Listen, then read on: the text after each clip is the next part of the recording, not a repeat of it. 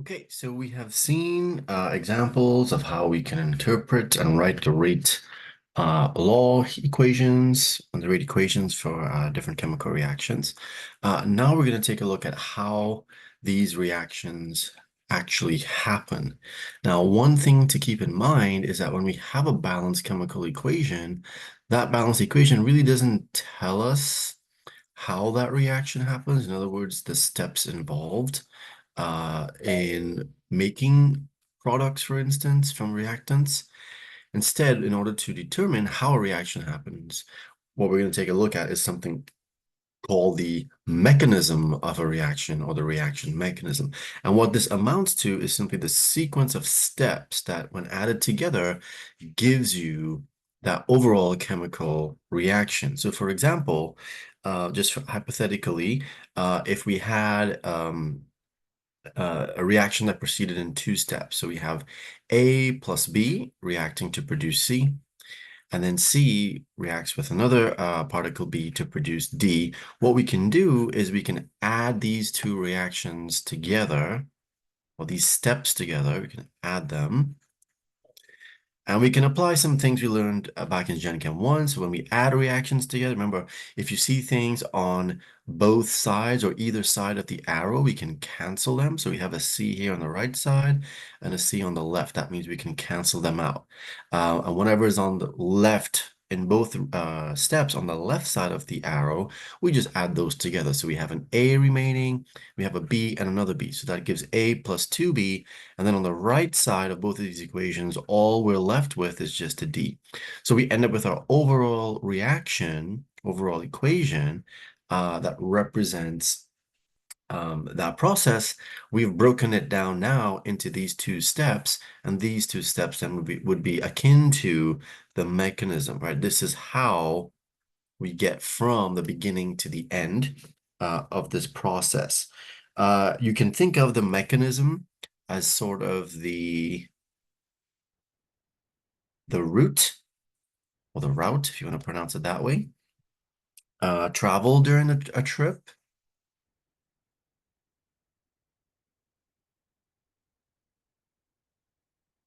Whereas the overall balanced chemical equation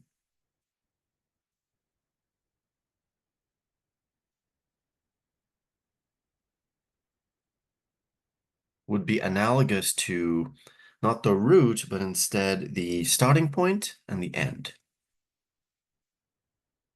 or the origin and the destination, in other words. Okay, so all of this, all the balance equation tells us in this example down here, what we're starting with and what we're ending with. The mechanism tells us how we get there, and that's an important thing to keep in mind because the reaction mechanism allows us to study a reaction in a lot more detail, and we can extract a lot of information if we're able to determine or come up with a mechanism for a reaction.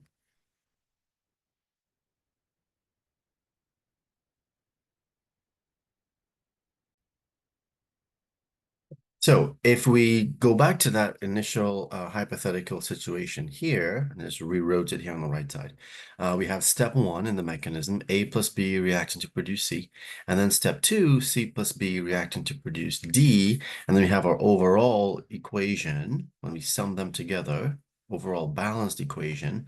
What you will notice is that when we add one and two together, we're canceling out the C term. So C is something, whatever C is, it's generated in the first step, and then it's used up in the second step.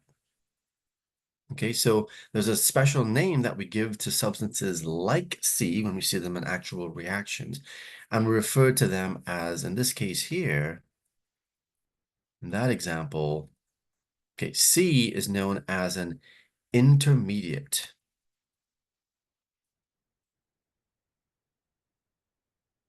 Okay, and the thing about intermediates is that they appear in the reaction mechanism like C does. It's in step one and it's used up in step two, but it's not in the overall balanced chemical equation, right? So that is a definition, or that is a feature, a characteristic, a property of intermediates. They are part of the mechanism, but they don't appear in the overall chemical equation. So for example, to give you a specific case, we have this particular overall reaction down here. We have nitrogen monoxide reacting with oxygen to produce nitrogen dioxide. That's the overall equation.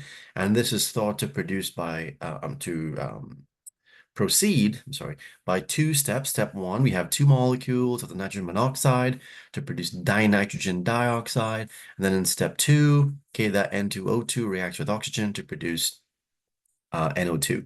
So when we add these two steps together, obviously now the N2O2 that cancels out. It appears in the reaction mechanism, but it's not in the overall equation or the overall reaction.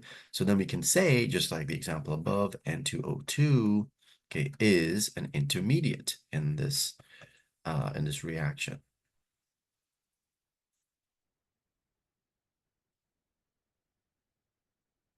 So when we start to suggest or to predict or to propose different steps in a reaction mechanism, each of those steps in the reaction mechanism we refer to as an elementary reaction.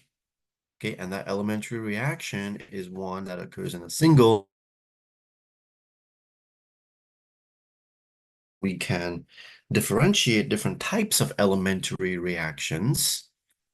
Okay, we have, first of all, what are known as, or we use the term molecularity to differentiate between these different types of elementary reaction. And really what this represents is essentially the number of reactant molecules that are involved in the collision on the reactant side. So for instance, we have what are known as unimolecular. So uni here meaning one, molecular meaning molecule. So we have one reactant molecule. So we have, for instance, A turning into products. So from uh, the molecularity of the elementary reaction, we can actually use that particular um, elementary reaction to determine the rate equation.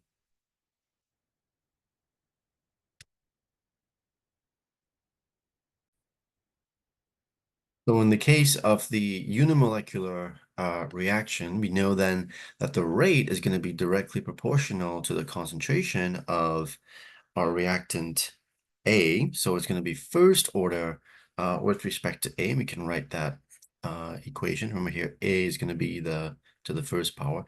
When we have bimolecular elementary reactions, we have two reactant molecules. There are a couple different scenarios that can lead to this. We can have a reactant A reacting with a different reactant B to produce our products. We can write the rate equation here as well. So here, the rate of the product formation depends on how frequently A and B now collide with each other, which in turn depends on the concentrations of both A and B. So now it is going to be A to the first, B to the first. So it's second order overall. And then another scenario for a bimolecular, we can have two of the same reactant molecules reacting together. So another way of stating this is we can have 2A producing products. Okay, so then the rate then would be proportional to a concentration of A squared. We have also, in addition to these, we can have termolecular elementary reactions. These are very rare. We don't see them very often. And for our purpose in our class, we're just going to just mention them now and not really talk about them a whole lot. Now, the examples that we saw up here show that the reaction order for each of the reactant in an elementary reaction is simply equal to its stoichiometric coefficient, right? So here we can use the coefficients to determine the order of the reaction. One very important thing to note, we can only use this relationship only for our elementary reactions in a reaction mechanism. Okay, we cannot apply that rule broadly. We cannot paint all reactions with that same brush. So in other words, we cannot tell just by looking at a balanced chemical equation. So generally we can say we cannot use this shortcut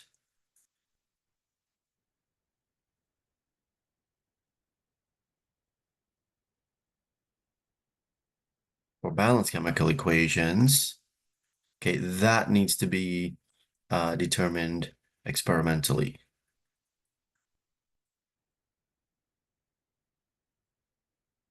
But for the elementary reactions that we write out, that we propose, that represents each step in a reaction mechanism, we can write out the rate equation, the rate law equation for rate law expression for the reactants just by using the coefficients to help us in that process. And that's going to be very useful as we start looking and delving into some of the aspects of reaction mechanisms.